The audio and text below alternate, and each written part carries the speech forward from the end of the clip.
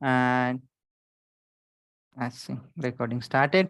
So today we have our presenters Prasun and Animesh who would be facilitating, presenting, and talking about this fantastic book in the product management space. What we would do, meanwhile, if you have any questions, please park them in chat window, and we'll try to answer as much as right we can during limited amount of time. Right, we just have gotten like 56 minutes now. So let's get started. Prasun and Animesh, over to you. Thank you. Thank you. Am I audible clearly? Yeah. Animesh, are you audible? Can you check by saying hello? He is. I was talking with them for all this while, Prasun. Okay. I could not But hear yes, you. I hope I'm audible. Great. Okay, everyone. So I can see many people are there, but we cannot see them on camera. Basically, what happens when I don't see people on camera is that my energy goes more up and I start shouting. So help me with your turning your camera on. It will be more fun when we see each other and engage. So if you can. So we are going to talk about the Lean Product Playbook today. And when we say this book, right, this book is a master book, I would say, or a master cookbook for the product enthusiasts and the product owners, product managers, anyone who is trying to build a product. We'll talk about that. Now, this is written by Dan Olsen, and the book cover says how to innovate with minimum viable products and rapid customer feedback. Okay, now what I'm going to do is here, I am going to share my screen quickly and then talk about what we have today. So let me share. Let me know with a thumbs up if you're able to see the screen. Yes, great. So here you can see a beautiful tool, and thank you, Animesh, for helping me with the tool here. So this is called Mind Map, and we are going to use this tool today for our presentation. Let me close everything. It will kill the curiosity. So let's start with the core concepts. So this book has basically 3 parts. Okay. First part talks about the core concepts, the basic building blocks. Now, second part, it has the most interesting things, the lean product process. It has around 9 chapters there, 9 sections there. And then at the end, we have the part 3, building and optimizing your product with lots of how parts on how we use Agile and Scrum today to optimize our products. Now we'll start with the core concept section here first. Feel free to stop us in case we are not clear or you need to know more. And Animesh will be able to answer you everything.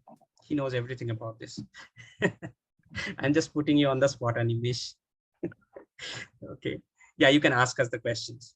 That's what you always do, Prasun. Yeah, I love that. So if you are not able to see this clearly, let me know. I will be increasing the font size. Now, first, the author starts with the introduction section, and he talks about why products fail.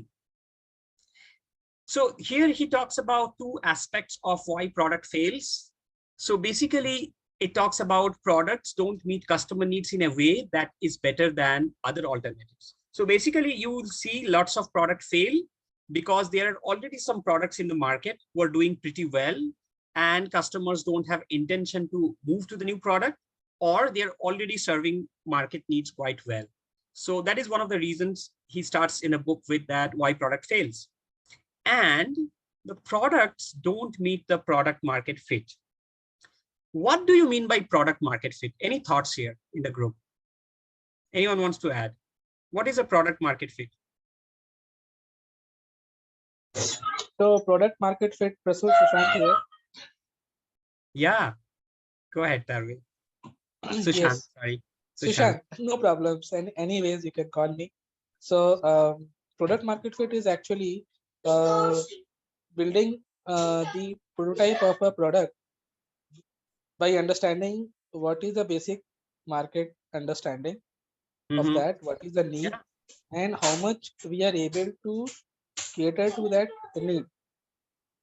If that is catering to say nearly in percentage 90% or 80%, then that's a fit, because we are able to solve most of the user pain points or the needs or desires of the user. and that Yeah. I mean, and if you're not able to do that, if it is not, then it is something like we are not able to create a differentiation Yeah. among other products which are there in the market, and we are losing it. So that's not a product market fit then for that product. Excellent. I mean, Excellent, anything. Sushant. Yeah, that's a great way to say that. So in this book, he talks about a product market fit pyramid. We'll talk about that, right? And it talks about two pieces. One is a product and one is market, and how this product market fit works, that how you design your product versus what is the market need, right? And what is the gap between that, how you bridge those gaps. So this book talks a lot about that. Now we'll talk about the first section, that how you achieve product market fit with a lean product process. So basically, when we talk about product market fit, I will try to collapse them. Now, what is a product market fit? So basically, this term was coined by Mar'23, and there was a name in the blog post. So being a good market fit within a product that can satisfy the market. So basically, it talks about that how a product can be a good fit into the market that can satisfy the people's needs. And that is basically called a good product, which is a good market fit. For example, if you think about any successful products like Big Basket we have today, or we have Swiggy today, so they have a good market fit because people see them as a product when they go for using a particular service, right? They are preferred choices of people. Now, according to the book, the products that creates a significant market value or customer value, they actually achieve this product market fit. And this is the pyramid which basically author talks about. Now here you will see the product part consists of 3 layers. One is UX, and UX typically says that what is the interface that people are able to use. This is the visible part of it. Underneath, so that means this is the user interface typically, and the user experience of using the product. It consists of like installing the product, ease of downloading the product, the way the interface works, the different buttons and all, how it is placed, and how easy it is to use the product, right? Second comes the feature set. Underneath every usability thing, there is a feature set. What kind of requirements or what kind of needs that product is able to satisfy, correct? For example, if you want to buy something from Big Basket, is the product, is the application able to give you what you want or not, right? That's a feature set. Or you are able to have different kind of options from Big Basket, for example, buying on credit or something like that, right? So this is feature set. Then value proposition.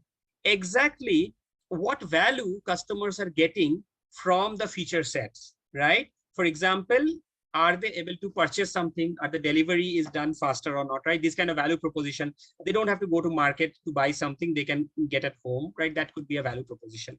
And then the second part is market. Now this is where two parts the author talks about. One is underserved needs. That means you might try to move into a market which already have some need of products into that. There should be a gap into the market for a need of a particular product, and that gap could satisfy a product, and then that product can be successful in the market. And then the second part is target customer. Who is your target customer that will be actually venturing into the market, right? In the book, there is a nice story of Quicken, and this is a financial product. So typically the story goes like this. The problem with the finance product Quicken was, as we talked about, right? So there has to be underserved needs, right? But Quicken was not the first product. There were already 46 financial products that were existing in the market. So they did not have any of the fast mover advantage into the market. And they done a customer research. So what they could find out with the customer research, that none of these products actually achieved the product market fit, because all of the products were more difficult to use. They were not user friendly, and they had many gaps. So when the different taxpayers used to use those financial products for paying taxes, there were lots of errors coming many times. They could not understand. It was not user friendly, basically. So they tried to venture into that gap.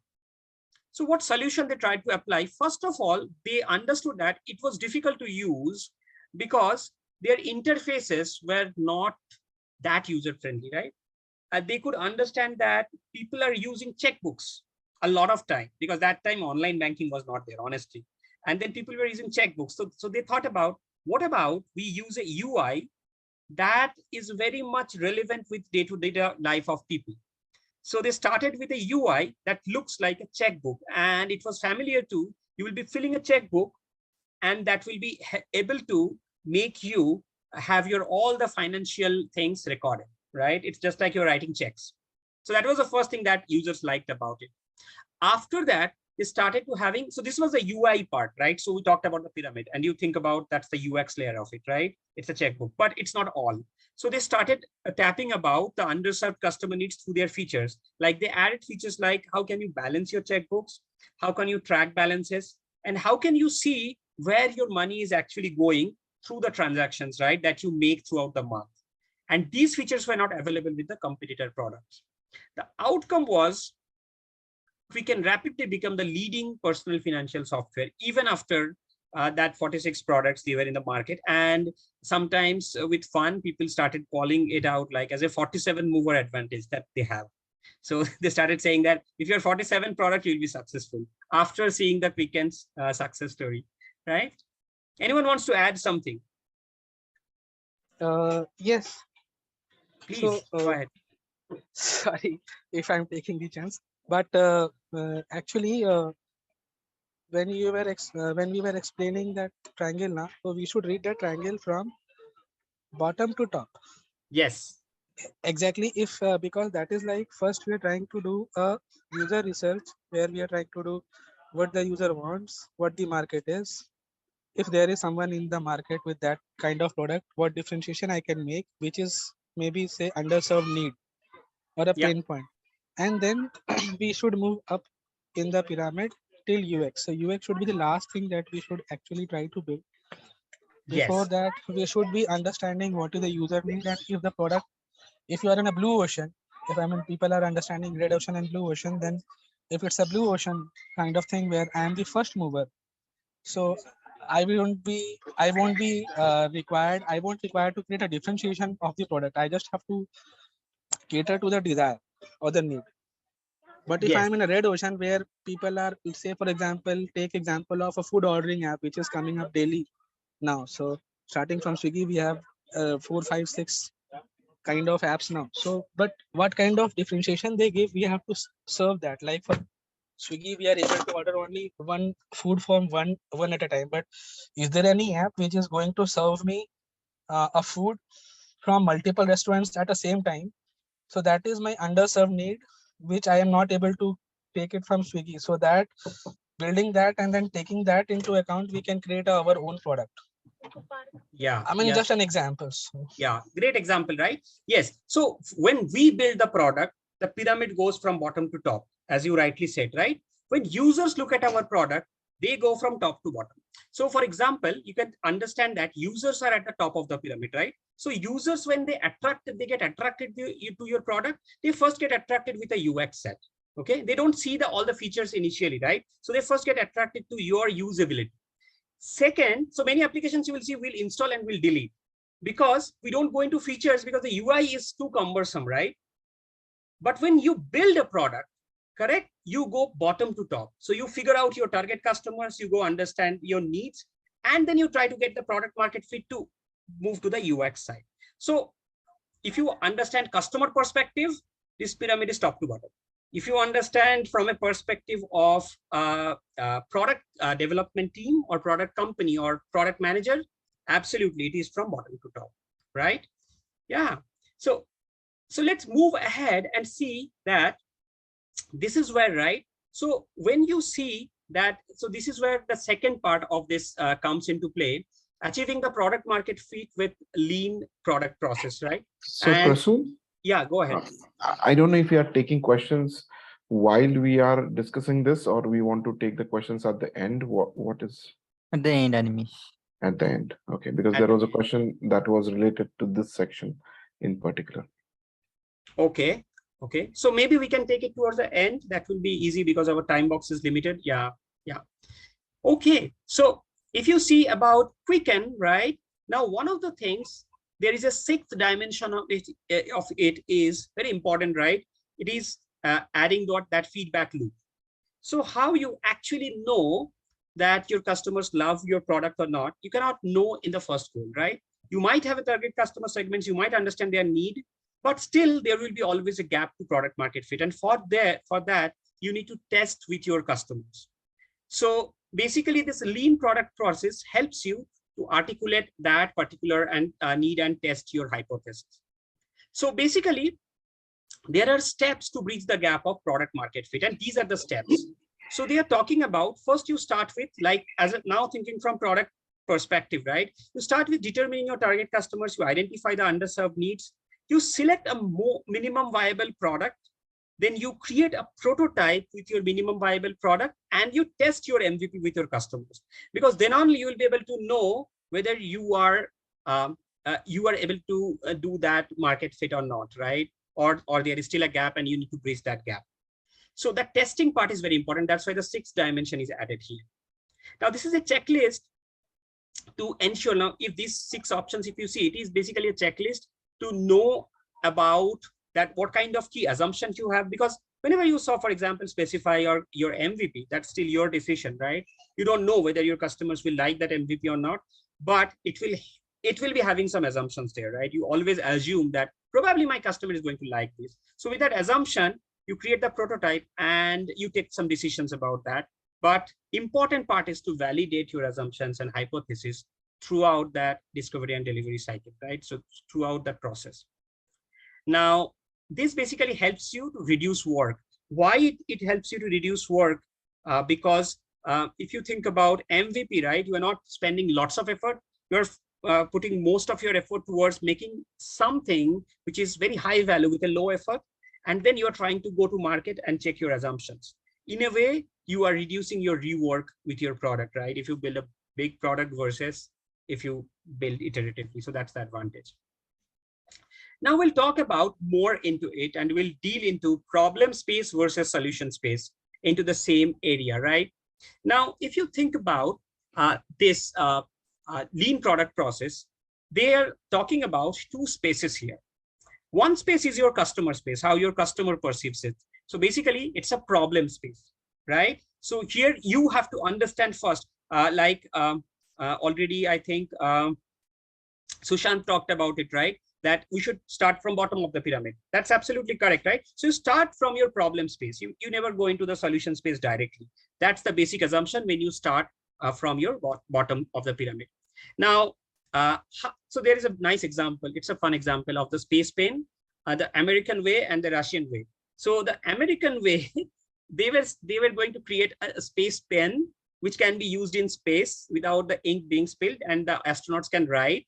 So what they thought about that, and they created a pen. 1965, Paul Fisher was the guy who invented the pen. They created a pen with lots of money, $1 million, and then astronaut. So basically, they started with that. And the Russian alternative was like, so they thought about it, and then they created a nice pen, which was actually a pencil. Okay, they did not do anything about it. So now this is where the book makes you think about that actually thinking about a product might not be correct until and unless you know about the problem, right? So now if the book talks about, if you want to make a pencil, that's okay to make a pencil or make a pen, but first think about why do we need a pen? So we want to write something in the space, correct? But still that will define your limits, right? So if you say that we have a story to write something on the space, still your solution will be either pen or pencil, right? Now you can think about to record the things that is happening on the space. You might think of a solution like, you might also have voice recorder, correct? Instead of even pen or pencil, you might have a different solution. So do not venture into the problem space, rather, solution space, rather think about the problem space. So for example, a writing instrument that works in zero gravity, a better way even could be a way to record notes in zero gravity, and then you can have a voice recording, right? So you can only think about voice recording when you define your problem space better. And you build in outside in product development. So what is an outside in product development? Anyone wants to add really quick, what is outside in for others?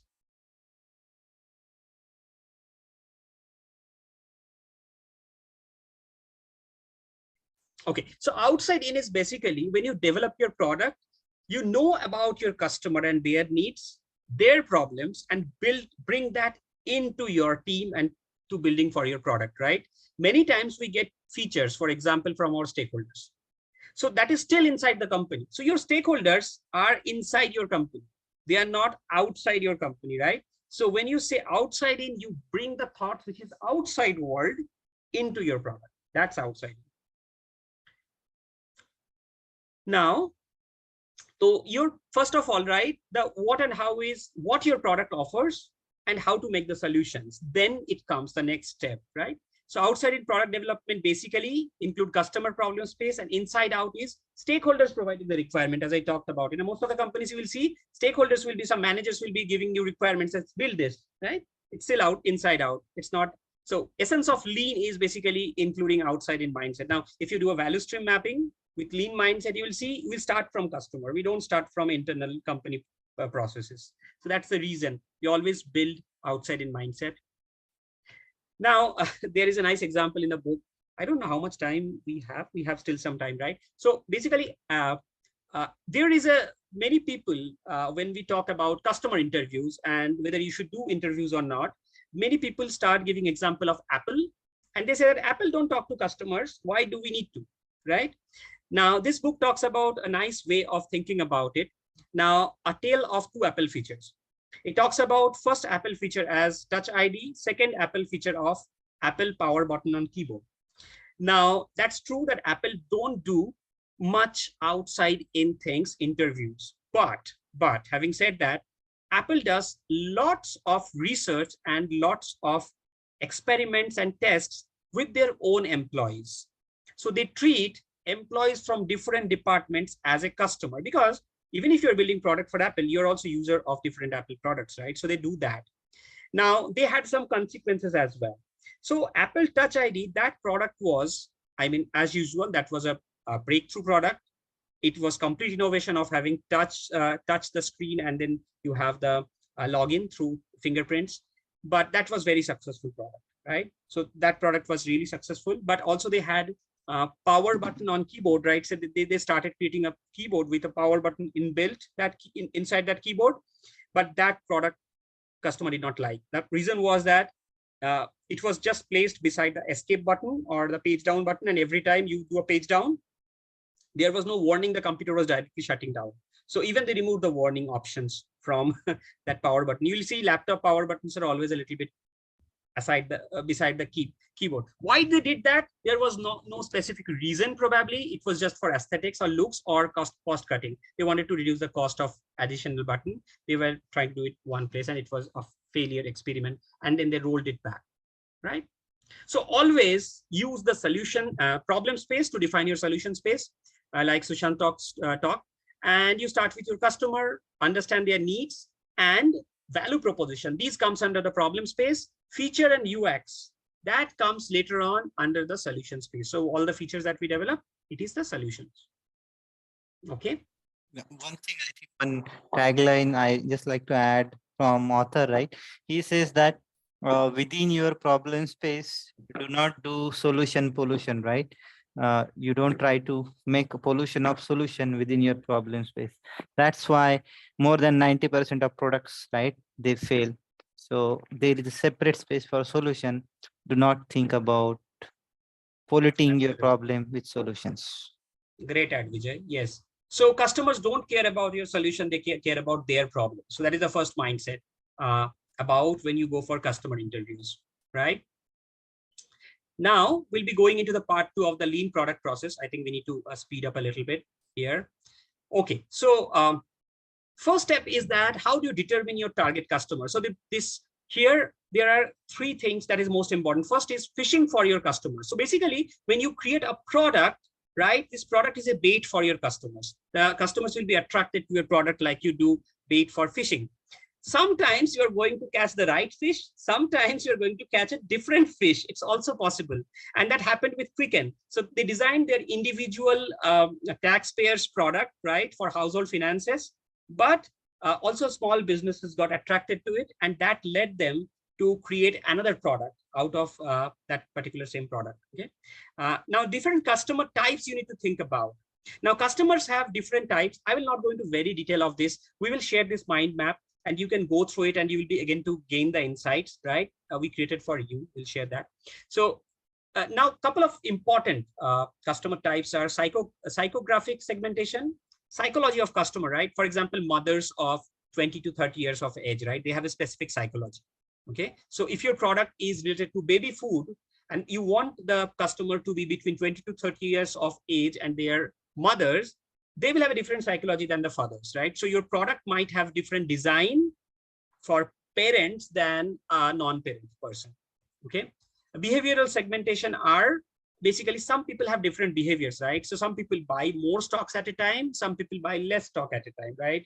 Typically, I am very risk averse. I try to buy one stock at a time. After that, I think 10 minutes. But there might be people like Animesh who actually don't buy stocks, or when he buys hundreds of it. He has lots of money. So that's the, that's the difference. Okay. Animesh, sorry to put you on the spot, but it's for fun. Need-based segmentation, right? Now, need-based segmentation is basically one product might be used for different needs. There is an example of drop cam. Now, this camera was used to check baby sleep time or baby monitoring babies. And this product was also used for different shops to as a security camera, right? Now, they started having these product segments into their website and they started home security, baby monitor, pets, and all these things coming up for the same product. And then you need to understand also very important thing, right? Users versus buyers, the difference. Your users might not be your buyers. For example, baby foods. Who is the user? Babies, right? Who is the buyer? Parents. Now, even if babies like the food very well, if the parents don't like the packaging, do you think it will be sold? No, right? Or the price is very high. It will not be sold. So you need to think about all the customers before you take a decision. And then there is a nice another thought. You can go through that. I'll not explain. So this book called Crossing the Chasm of Jeffrey Moore, and he talks about these 5 different kind of personality types that impacts your product. I think many of you know about it: innovator, early adopter, early majority, late majority, laggards. So we can talk about that if there is time, or otherwise we can skip that. Right? Personas. Very important thing to start your product development journey is creating personas. Personas are not real people, but rather they are hypothetical people or archetypes that are being used to know your product better. The more you do customer interview, you create enriched personas, you update your personas, and that personas can be used for creating your features, right? As a user, that is your persona, right? As a mom, as an expecting mother, or as a father, right? You can create those personas, and then based on your product, of course, you don't create all the personas. These archetypes will be help you. Now, this kind of information you might want your personas to have. I'm not going to read through this. You can go through it and look at it. Okay. Yeah. Are we good? Moving on. Yeah. Okay. Identify underserved customer needs. So basically, how do you identify that which areas you need to focus on as a product? So first, to understand customer need, you need to go through that list of customer benefits than the product feature. Okay, that is the first step. So what kind of benefits you are looking at for your customer, right? You can start with a hypothesis. You might not have to go through first interview and decide what product you will want. You can start with a basic thought or idea. Oh, I know that this is probably a gap. Let's start there, right? So for example, how Quicken started was customers need to understand, and it's written from customer's perspective, right? Help me prepare my tax, check the accuracy of my tax return, reduce my audit risk. So these words actually basically written from customer point of view. Okay. And you can see that they are starting with verbs, right? And then you do customer discovery interviews as a product manager, right? And when you do that interview, you typically ask this kind of different questions.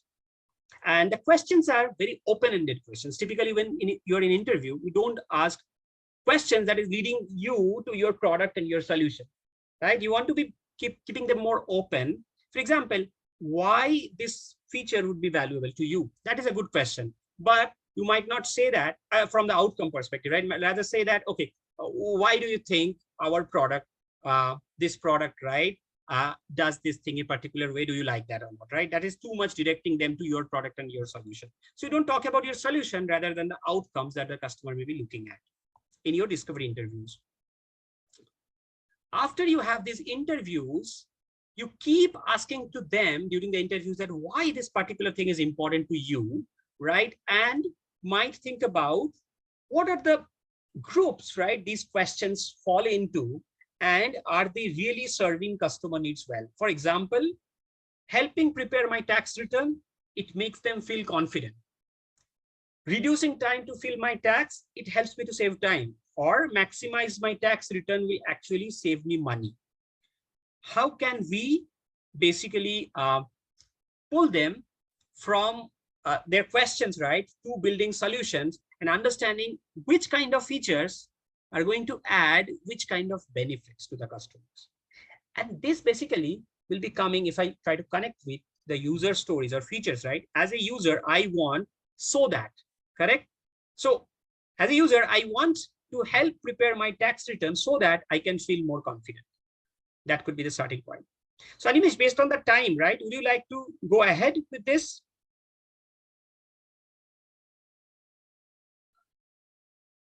Prasun, I think you can continue. Okay. We can see if we are able to find a logical conclusion. It's Sure. really unfair to be able to speak on a book that is so large in size in just 1 hour, right? Yeah. We might just be rambling, and you might not get anything. After a point, it might just sound like a monotone. So we want to be cognizant that whether we are actually able to share with you some insights that we have learned, or is it just that we are talking. Yeah. I just wanted to take an intentional pause here, right? Yeah. Anything that is coming to your mind, is it giving you more thoughts about different areas? Should we go ahead, or you think that there are more questions than moving ahead? Are we clear till this point, or any questions? Prasun, you are clear. At least I am clear on my side. I think Great. you have covered opportunity matrix, right?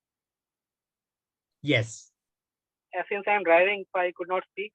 Yes. So no problem, but I'm listening. It's going good. Go ahead, Prasun, I think. Going good? Okay. Yeah. Yeah. Okay.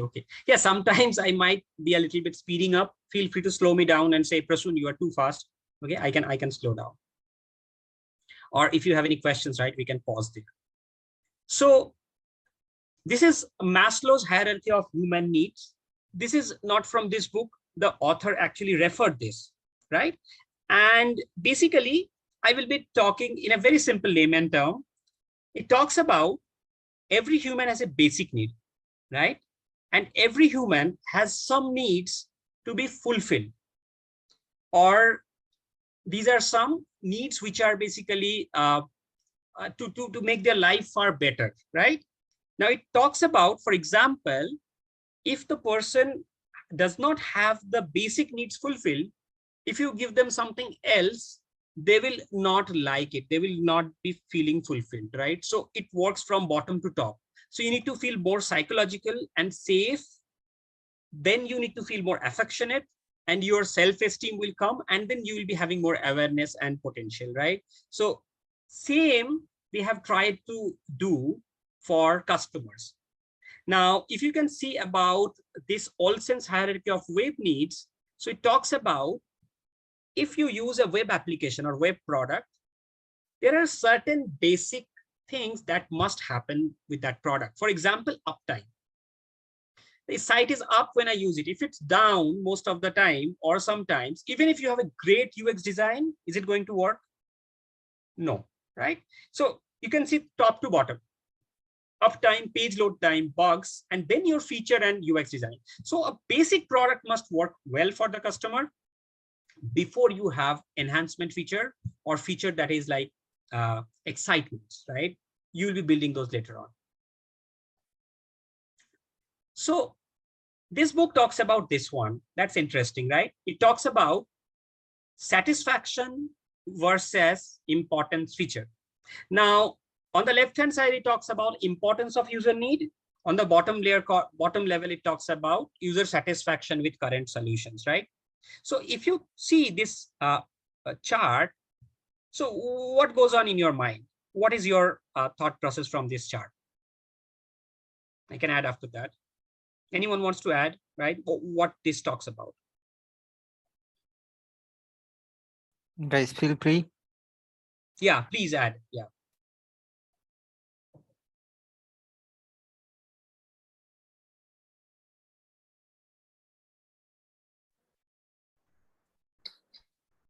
This is Hari here. The Yeah. question would be basically how much of the user needs is being served by the competing or the products against which they're trying to raise a new product. So if Yes. the need is more and people are not satisfied with the current solution, then you have a greater chance.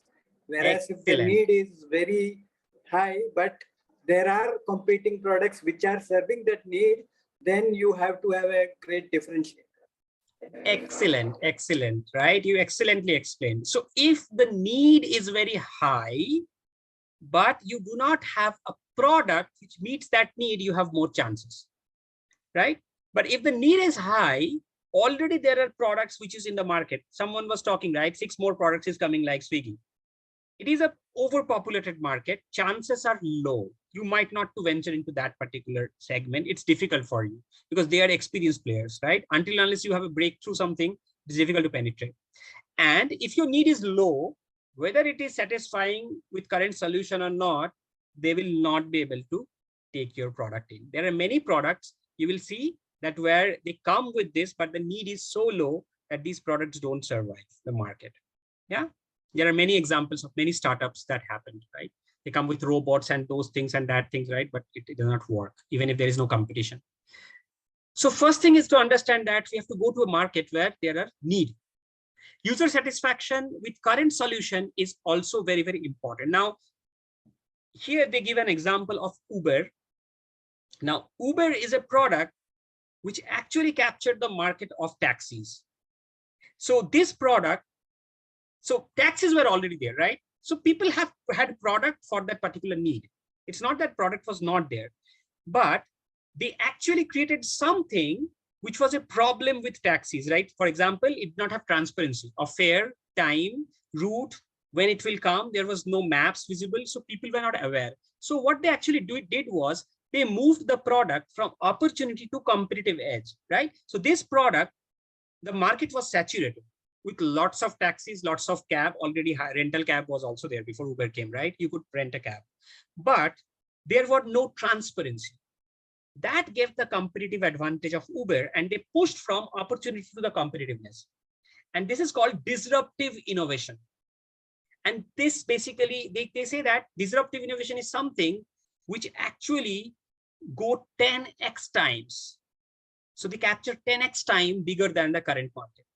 So Uber is typically an example of that, how it captured the market.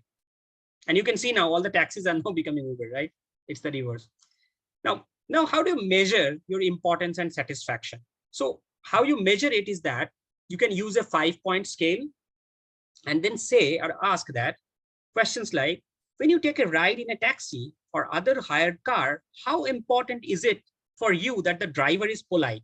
Most of the time, you will see the current taxi drivers, they were not that polite, right? So then Uber noticed that problem and they asked this, and people said, most of the people said, it's extremely important for me to have a polite driver.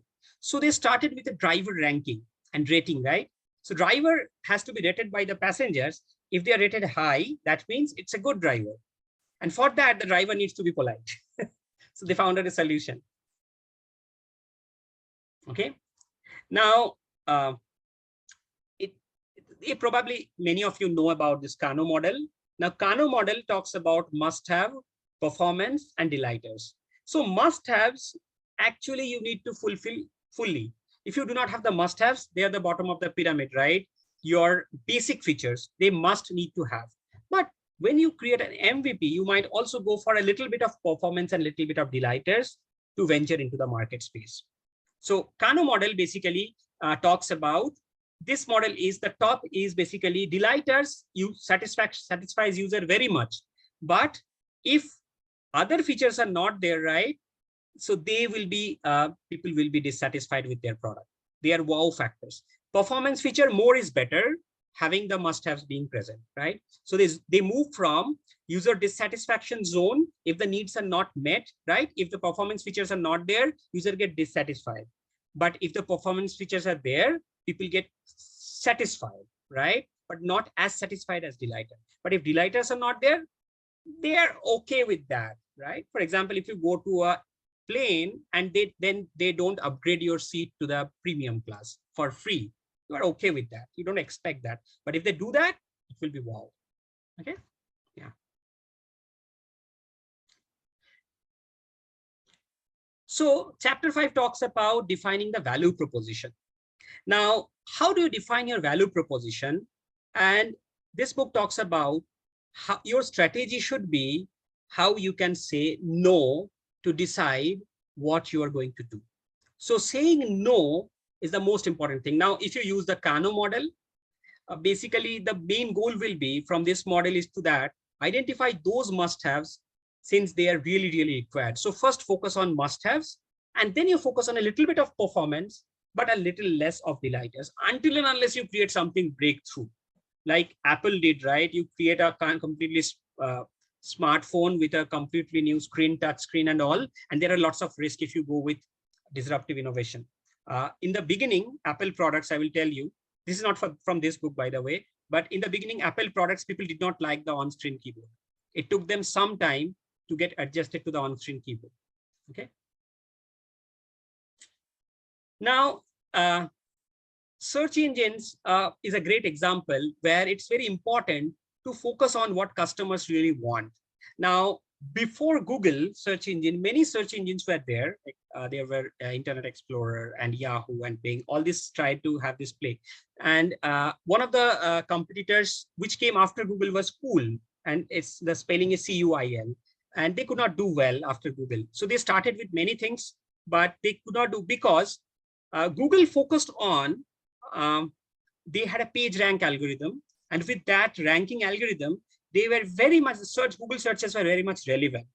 Now, where this Cool, they focused on mostly their index size. Their index size was 10 times than Google index size. So they had lots of searching algorithms and lots of pages they were searching, but they were not able to fetch what is really, really necessary. And then you specify your MVP. So, Animesh, should you like to add something on this? MVP?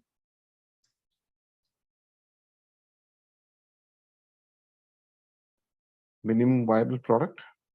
Yeah, if you want to, please go ahead. You are silent because already the time box is up. So yeah, so no, I was just letting you complete this because there is a recommendation that it could be better if we can take a pause at 9:20.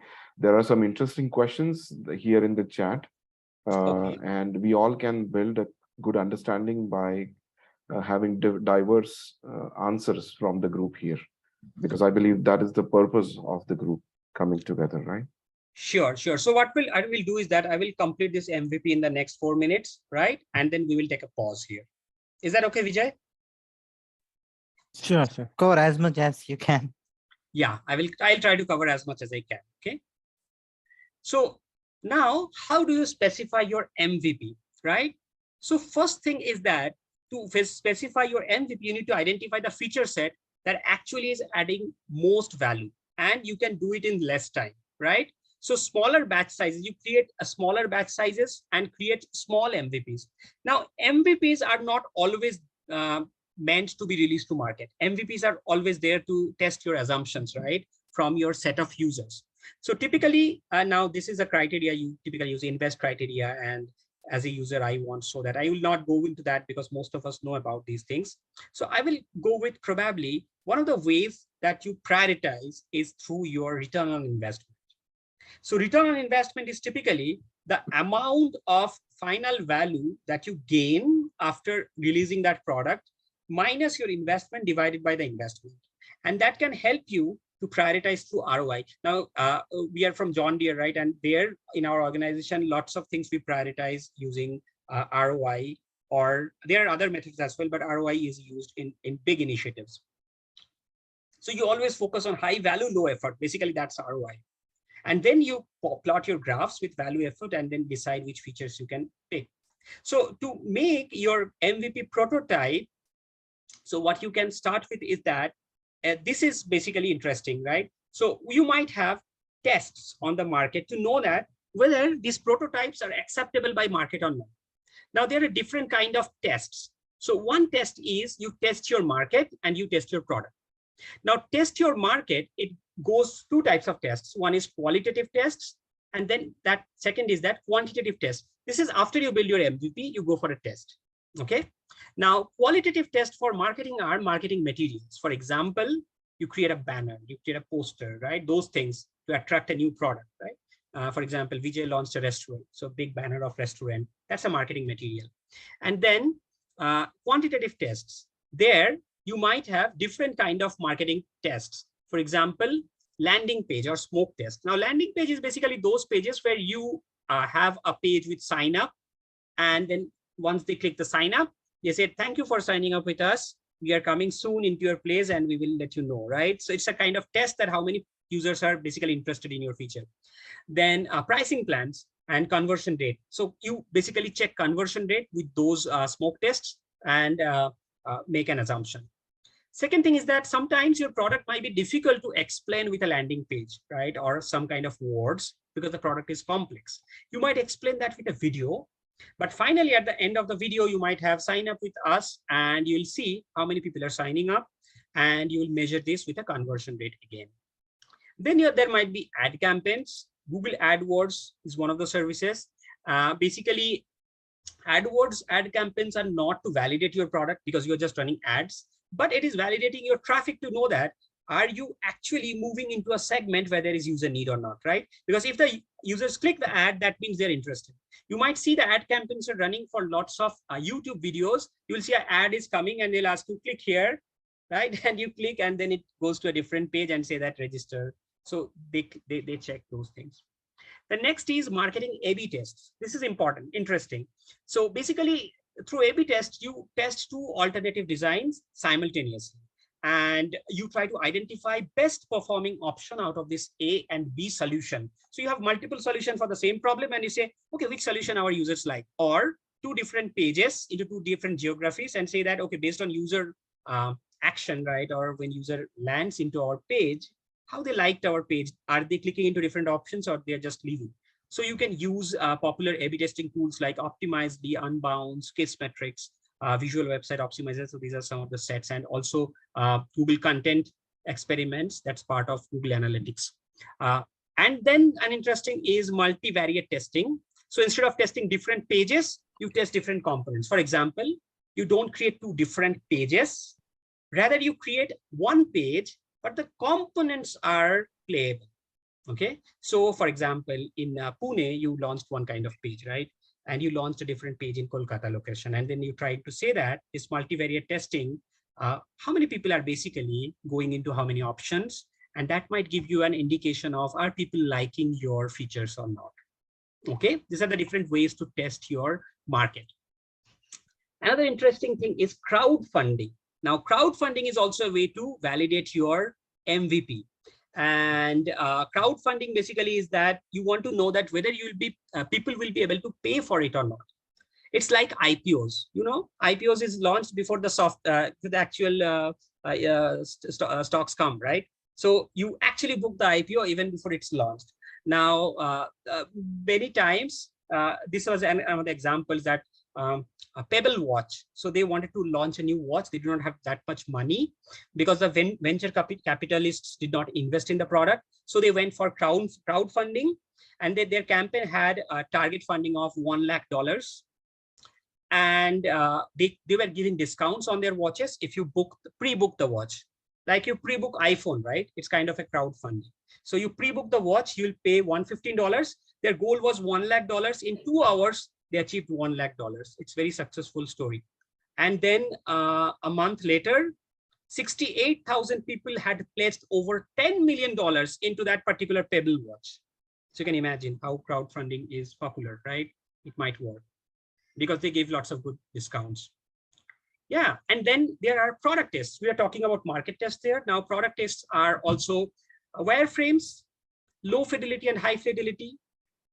Anyone knows what is a low fidelity versus high fidelity? Wants to share? Yes, Prashant here. Sorry for the background noise. But low fidelity, something where we are just drawing a wireframe, maybe a sketch kind of thing. Yes. Where it just says that it will be a picture or it will be a button. But it does not say that it will be a picture or it will be a red button or green button. But when you move towards mock-up, it is Yes. more how we mimics the real side, what it can be or it would be. And then we take a feedback on it that whether you want a red color, white color, and then we have to work with US design people to understand what the user persona, what demographics are there, to suit those colors with their psychology. Yes, absolutely right. So high fidelity mockup are more close to actual product. It's sometimes interactive prototypes. Sorry, Prasun, to speak in between. We have got very less time. So with the interest of time, I think probably we'll see, right? We'll cover the remaining portion, right, in lean copy sessions, or maybe we'll share it across. And then if people have questions, we'll take it. We have got questions, so I think you and Animesh, right, can cover if needed. We can chip in, right, some of us. So first question now, is it fine if I move to questions now? Yes, with the interest of I'm time? okay, but yeah, for others. Guys, is it okay if we move to question answers? Yes. Yep. Awesome, great, thank you. The first question, right, we'll try to have it short and crisp. How can you do product or market for applications which are used by internal users of an organization?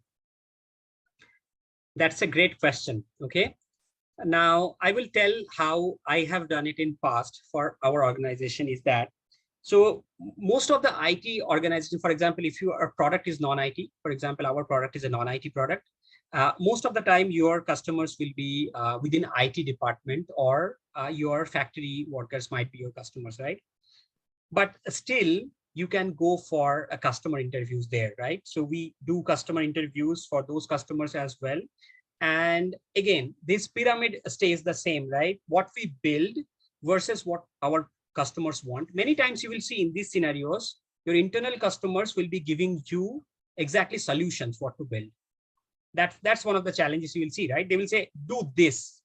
Now I will, so the main purpose here is to ask questions, right? Why do you build? What is the outcome you're looking at? And then asking more questions to them to know about whether what they are saying will fit into the outcome or not. And during that conversation, you will figure out many times they did not think about specific scenarios. Okay. And they might say that, okay, can you help us build a better solution? Right. So, and over the time, you'll build a relation with your customers. So that is also outside in mindset, right? So even if you are within your organization and your customer is some other departments, take their problem statement. So first start with like, what are the real problems that brings you here, right? What problems you're trying to solve? And from there, talk about solutions. My suggestion will be not to try implementing solutions directly, because we have done that. And that did not go really, really well, because what happens then, you build something, they come back and say that, oh, can you build also this, right? Can you change the drop down to option buttons? Can you change the color of this button, right? Because you don't know the why, right? And they keep on doing this like a feature factory. That is my experience with building products when your customers are internal. Yeah, they use it like a feature factory. Does it answer the question or? I think it was question of Balaji. Balaji, you have any counters or any more questions? Yeah, Prasun, that's good. I just wanted to know that this is one big challenge in IT services, and Yes. you are saying that it could be outside in view also we can bring in that should be fine. Yeah, it got answered, Prasun. Thanks. Thank you, Balaji. Thank you, Prasun. The next question is on thoughts on how to stay in problem space while building product services for compliance requirements. Yeah, that's a good Interesting. one. Yeah. Yeah. So compliance requirement, by compliance, you mean to say that already some compliance from government or any specific compliance from organization? Yes, typically from outside stakeholders like government. Let's say most of the times it is government, right? Yeah, that's a good question, right? So again, when you build, because I had worked in a compliance product, and I was working in Belgium, and they had a compliance product of retirement. We were working in. So every company was following the compliance outcomes, but the way they were doing it was different. What I understand, right? So government don't dictate you what solution you need to build. They tell you that you should be compliant on these different aspects. Now, for example, right, insurance company, government might tell you, you might have 3 years data available for all the insurers. Now, how you produce that data, how you keep that data, there is still flexibility on the project based on what my experience says, right? Now, this is where you might to think about, if I am having these compliance project and this kind of projects comes in future, are we building solution that is scalable and reusable? Most of the time what happens, compliance projects are done in hurry. And when it is done in hurry, because there is a deadline, right? Typically you don't follow the engineering practices well. And after this is gone, right, new compliance come, you have to build from the scratch. So typically here it comes like that, compliance is the outcome. How can we be compliant continuously, right? How can you continue to be compliant? How can you build that culture and the mindset in also the products, right, to make you compliant? For example, for us, vulnerability and security is a compliant thing for us, right? If you do something, you have to be secured. So we try to build in our definition of done for every team to say that every feature should be secured. You don't have to need to have vulnerability or security before you put into production, right? The same way for government compliance as well, right? Everything that you build should be compliant over the time. Does it answer the question? Yeah. Yes, it definitely does. Thank you, Prasun. Thank you. And one of the considerations could be to align with the 6 steps, the 6-step check with the market. In more often than not, you tend to build a product, like you said, in hurry, or the service. Yes. However, there are more innovative ways, possible more innovative ways, like, for example, outsourcing it to a vendor. So those kinds of research or analysis could be done so that you stay in the problem space versus solution. Yes, absolutely. Yeah, thanks. Cool. I think I'll take next question. Thank you, Prasun. Thank you, Sachin. How many of these concepts, right, which we are teaching or talking about, are practically viable for kind of products on which we work upon in our day-to-day work, especially considering IT industry? This is a very good question, right? Now, this is a difficult one as well. Okay, and I agree, because I have worked in service industry as well for very long, and we know that much of things are not in our control, right? But I would say there is a ray of hope, because things are also changing, because now the product organizations are thinking more on getting into the MVP mindset. Okay. So typically, if you are a product owner in this area, or you have influence over product owners, you can start having conversations on the value of MVP and value of customer interviews and why this is important. See, the basic part is like when we talk about agile, Scrum, product mindset, we should not say that it is because this is written in the Lean Product Playbook or Prasun talked about it. That's not right. What is the value we are looking at? What kind of advantages or competitive advantages we might get through it, right? So if we focus into the why, probably let's try with customer interviews, right? You can talk about it. I don't know what is the influence level till that point, but many team product owners are also happening into IT industries nowadays. I can see some of my friends who are also playing product owner roles being in IT industry, right? And they can start with their journey. Yeah, difficult question, but good question. Anyone wants to add something? Feel free to. Yeah, I think you touched up right. Most of our product owners, right, in the industry are backlog keepers, right, or backlog administrators. Yeah. So we have to change, right, that way, right, and actually start building that product mindset, right? Not within them, but across, right? And that's where many organizations are trying to change their operating model, right? And that's where we are heading right into these sessions. We're trying to learn something into product management space and how can we right contribute more. The next question, probably the last one I'll take for a day. ROI is a lagging indicator of product success. What can be other considerations for a product team? Yeah, that's a great point. So ROI is typically not always a lagging indicator, I will say, right? Because you might want to say that if I deploy that particular feature, what is the market we have? So typically, if you see many places, right? So if you are looking for a product, you know what is the market. For example, if you go into India to launch a product like something on fish, right? Fish food, for example. So you know the market is only to those who are vegetarian, non-vegetarian, right? Vegetarian people don't eat fish. So you have a market. So you can say that 50% people are like out, right? And then you calculate the market size. And from there, you try to calculate the ROI. But other than ROI, also, there are many methods. For example, there are simpler methods like bubble sort. Okay. So you can say that based on your priority, you can sort, and then you can, based on size, you can again sort. So there are different methods, like there are the list of techniques. I can provide you more list of techniques. That's not part of this book. But if you are interested, we can provide you some more list of techniques that you might want to use. There are, I think, 8 to 10. Animesh, do you remember some more, right? We talked about this in the product owner discussions, right? Yeah, there are quite a few. But I wanted to understand the question more, like, because there is a conviction in the question itself that ROI is a lagging indicator. I would like to learn more about why is it a lagging indicator. So for the person who has asked this, can you just help us understand more?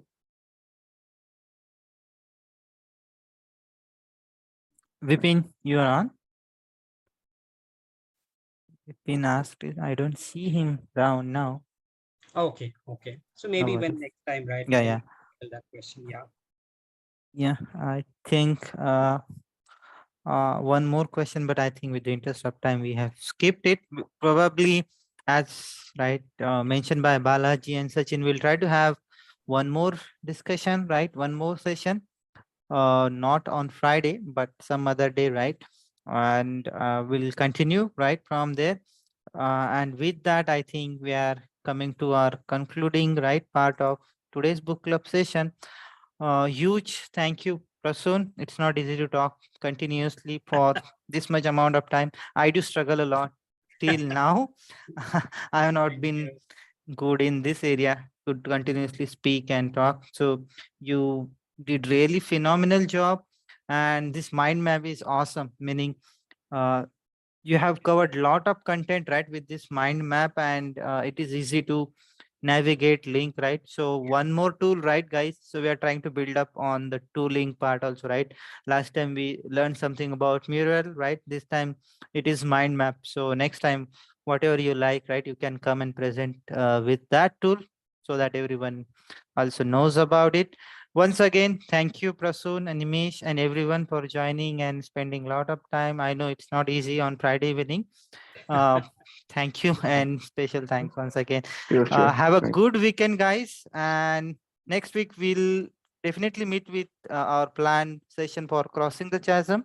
However, for this session, we'll let you know when and how, right? We are going to resume and try to make it right complete for everyone. With that, thank you, everyone. Have a good night. Thank you. Thank you, Vijay. Thank you. Thank you, Vijay, so much. Thank you, everyone. Thank you, everyone. Thank you. Thank you, everyone.